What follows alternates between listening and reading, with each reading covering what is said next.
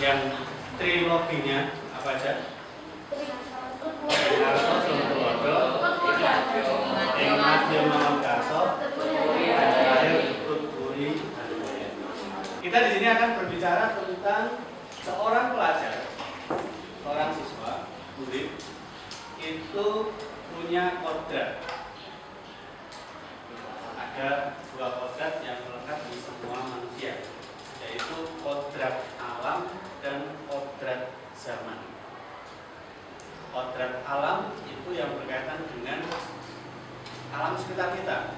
Misalnya, tentunya kalian akan berbeda perilaku kehidupannya dengan orang yang hidup di pegunungan, Wonosobo misalnya. Nah, kalian yang berbeda iklim itu namanya adalah kodrat alam. Nah, kodrat alam itu akan mempengaruhi kehidupan kita. Yang kedua adalah kodrat zaman. Kodrat zaman itu apa? Salah satunya adalah perkembangan ilmu pengetahuan, teknologi, informatika. Itu adalah salah satu kodrat zaman. Sosiokultural itu menurut Kamus Besar Bahasa Indonesia adalah berkenaan dengan seni sosial dan budaya masyarakat. Budaya terbentuk dari kebiasaan yang turun-temurun. Oh, biar baik ini sampai ke cucu-cucunya turun-temurun sehingga menjadi sebuah budaya. Nah, harapannya dengan literasi di pagi hari itu menjadi budaya bagi kalian di masa yang akan datang. Kalau sekarang mungkin ada yang masih dipaksa. Oh, kamu setiap pagi harus baca.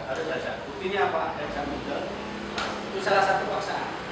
Tapi ketika itu sudah menjadi suatu kebiasaan dan kebiasaan itu akan terus turun-temurun menjadi sebuah budaya. Kita punya budaya dolala, kita punya budaya jalan kepang, kita punya budaya ketoprak, punya wayang. Itu apa? Selalu turun-temurun. Berdasarkan pengertian tersebut, maka sosiokultural adalah segala sesuatu baik bersifat kebendaan fisik maupun metafisik. Contohnya apa ya? Fisik itu keris, misalnya wayang. Metafisik contohnya apa? Tangan. Tangan itu fisik, kelihatan. Metafisik itu enggak kelihatan. Bahasa. Misalnya bahasa Kromo,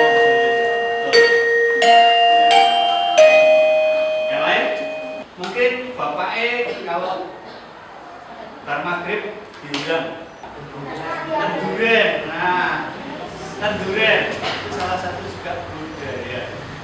Dan itu terbentuk dari sosiokultural. Ada yang mungkin nggak kenal 1 sampai 15? Kenal semua? Oh, ini kuburan ya? Ini di makam. Apa ini? Makam ya. Nyadran ya, bersih makam, nyadran, dolala tadi saya sebut, tenduren tadi disebutkan. Mana yang dari kalian belum tahu? Hah? Surat itu suro. Nah, malam satu suro biasanya ada orang yang dikumpulkan kemudian kenduri. Ya kendurinya sama, tapi memperingati apa yang berbeda. Nah, bubur apa putih ini ya? Siapa yang belum pernah lihat? Nah, banyak ini. Pernah tapi asing gitu loh, Pak. Oke. Nah, ini yang mulai hilang nih, mulai hilang. Nek zaman saya kecil, dia weton ya. Weton itu misalnya saya lahir Senin pagi. Maka setiap hari Senin pagi saya digawe bubur apa putih. Filosofinya apa bubur jenang abang putih? Itu bukan berarti karena bendera kita merah putih, bukan. Itu muncul sebelum adanya bendera merah putih. Bendera merah putih kan siapa yang buat? Saya. Fatmawati. Nah, bubur abang putih tadi ada dibagi menjadi 4 ciri. Ada yang merah tok, ada yang putih tok, ada yang gini separuh merah separuh putih. Ada yang bawahnya merah di hilang putih, ya. Nah, itu 4 semuanya punya filosofi masing-masing. Misalnya tadi yang bawahnya merah kemudian disiram dengan putih. Itu artinya untuk malang-malangi. Malang-malangi itu besojo ya, bahasa Indonesianya menghalangi. Menghalangi apa? Segala mara bahaya, kejelekan. Jadi dengan membuat bubur abang putih bukan berarti kita menyembah bubur abang putihnya, tidak, tapi itu adalah filosofi. Oh, ben anakku, karena yang digawe kan saya. Ben anakku itu terhindar dari segala macam mara. Kemudian keseimbangan. Tadi juga di sana ada filosofi berkaitan dengan benih kita sebagai manusia. Nah, ini biologi. Benih kita sebagai manusia yang ditanamkan orang tua kita, bapak ibu kita. Nah itu ibarat merah dan putih. Merah itu ibu kita, putih itu ayah. Campur udah di diri kita.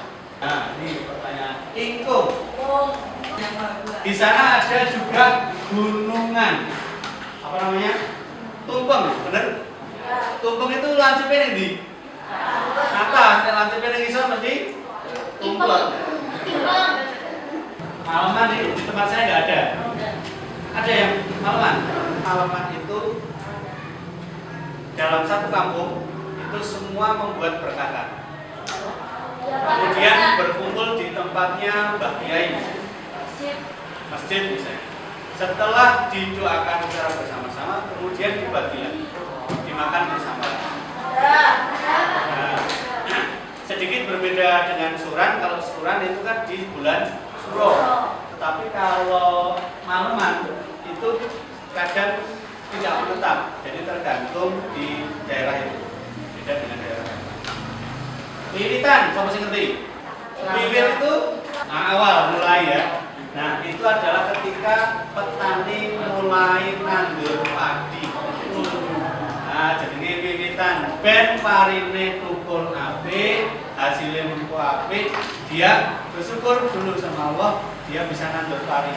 Maka dia berbagi dengan tetangganya dengan sama, kadang buat kluban gitu ya, nasi kluban, kasih telur, kasih gerai, kasih tempe. Nah, itu namanya wiwitan. Semuanya tujuannya sama, yaitu untuk bersyukur kepada Allah. Puputan bayi ya, ya bayi kalau ini. Nah, bahasa Jawa ini tadi ya, basa Kromo, basa Kromo Inggil itu harus kita lestarikan. Sambatan, apa sih nanti? Sambatan itu kerja bakti, nek rata-rata karena membuat rumah. Oh, ada yang buat rumah, ayo bersambatan di minggu besok ke tempat saya. Namanya sambatan. Lagan, sama ya? Nek sambatan itu biasanya yang melakukan laki-laki karena pekerjaan berat membuat rumah. Tapi kalau lagan itu ibu-ibu yang membantu ketika ada orang yang masak-masak. Oke, berarti mudeng semua ya. Ini adalah sosio-kultural yang ada di Purworejo. Lainnya masih banyak. Di pesisir selatan, pantai selatan ada yang namanya apa namanya? Sebelum melaut itu larung ada. Nah, beberapa indikator budaya yang mempengaruhi landscape budaya itu ada etnis. Contoh nih, orang Jawa banyak yang tinggal di Suriname, Belanda ya. Kemudian Didi Kempot diundang ke sana untuk campur salinan. Itu kan apa? Etnis. Etnis Jawa di Suriname itu banyak sekali. Karena turun-temurun yang tinggal di sana sampai sekarang. Itu etnis. Kemudian bahasa. Nah, kita punya bahasa Jawa. Itu Batak punya bahasa Batak, Sunda dan Sunda bahasa. Yang kedua karena agama. Tadi Keduren itu dikenalkan Sunan Kalijogo. Nah ini adalah karena agama. Agama masuk ke Indonesia, agama Islam itu membuat sebuah kebudayaan baru, misalnya ada kenduri. Tadi ada wetongan, ada puputan, ada yasinan. Nah ini sesuai dengan ajaran Ki Hajar Dewantara dengan kodrat